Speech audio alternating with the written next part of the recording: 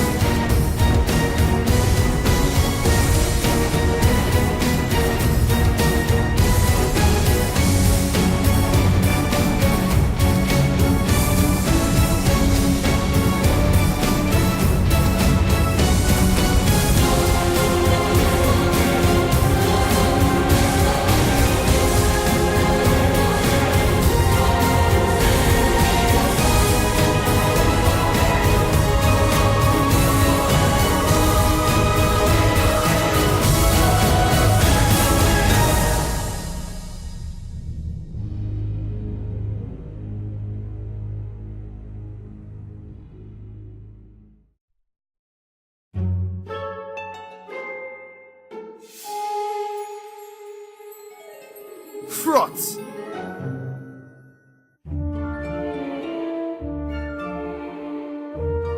Larry, you knew about the exams, didn't you? How could you be so late? Party last night. Didn't you hear the music? You should have come. It was great. I think not. Some of us care about our grades, you know. Silence, you two.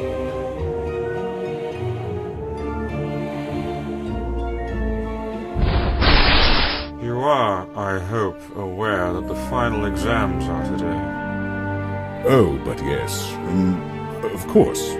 Runes and history, no? Good. I hope that Lotter kid fails again so we can finally expel him.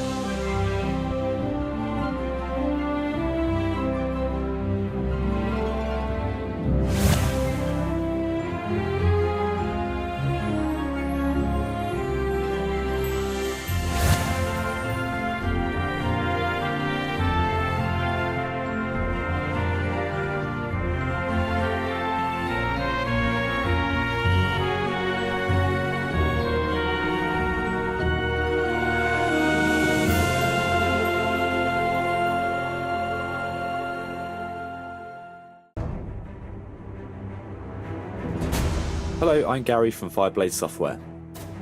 In this video I wanted to show you some of the combat features in Abandoned Ship. The world in which the game is set is one full of conflict, so as you navigate the seas undertaking quests and events you'll eventually end up in battle. We'll start by moving the crew around the ship into the best positions. The crew are class-based, so doing this means we'll get a bonus. The distance between ships influences your visibility, weapon range and actions you can perform. Our ship has some powerful short-range weapons, so I'll want to move close to use them. If I aim at their masts, it could slow them down. One weapon that could help here is our mortar, as this version fires flaming ammunition. It caused a fire on the enemy deck. If left alone, fires can spread, so their crew are scrambling to extinguish it. We've been hit by a weapon that causes hull cracks. These make the ship take on water, and if we take on too much, we'll sink. We can lower the water level by manning the pumps at the back of the ship. As captain, it's important you prioritise what to do and when. If you like, you can pause the game and issue commands before resuming the fight. This could be helpful because often there is not enough crew to deal with everything at once, and a battle can quickly spiral out of control. Ships are divided into sections. The lower the health, the worse that area will perform. Having damaged their mast section, we've caught up to them, allowing us to ram. Ramming causes hull damage and triggers a brace for impact test. Failing this test temporarily stuns crew by knocking them to the deck. Now we can pull away and launch the killing blow with our powerful short-range cannons. Battles will not always be so one-sided. Over the course of the game you'll be pushed to the limit, surviving on the edge, but triumphing against the odds will lie in your decisions as a captain. We have loads of other elements that plug into combat, so I'll whiz through a few examples. The weather impacts the gameplay. When it's raining, fires will get extinguished. That definitely takes the sting out of your tail if you kitted out your ship with flaming weapons. If lightning strikes the deck of a ship, it starts a fire. In a storm there are tidal waves. These knock everyone to the floor on both ships, and if you fail your brace test, then crew could be swept overboard.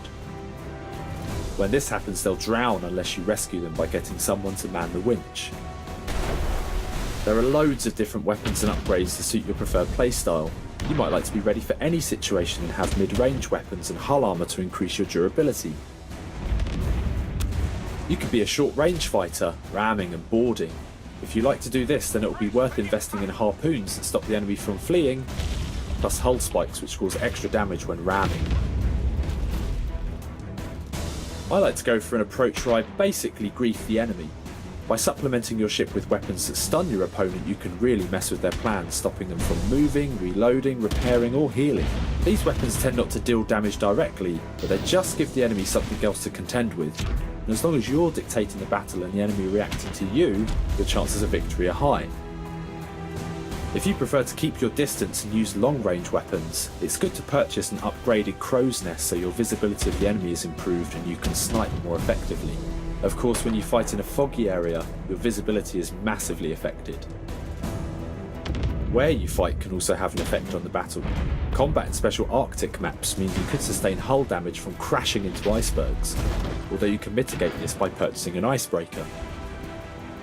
I'm so excited to tell you about everything else in the game, and over the coming weeks we'll talk more about the exploration side, what happens if your ship sinks and you're stranded or in a lifeboat, and of course the big sea monster we teased in our announcement trailer.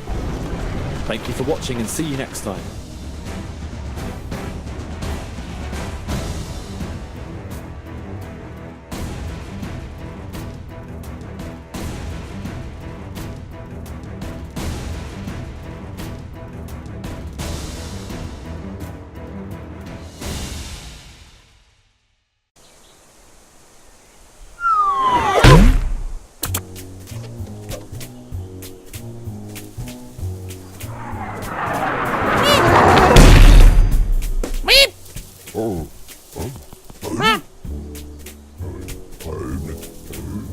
Ooh.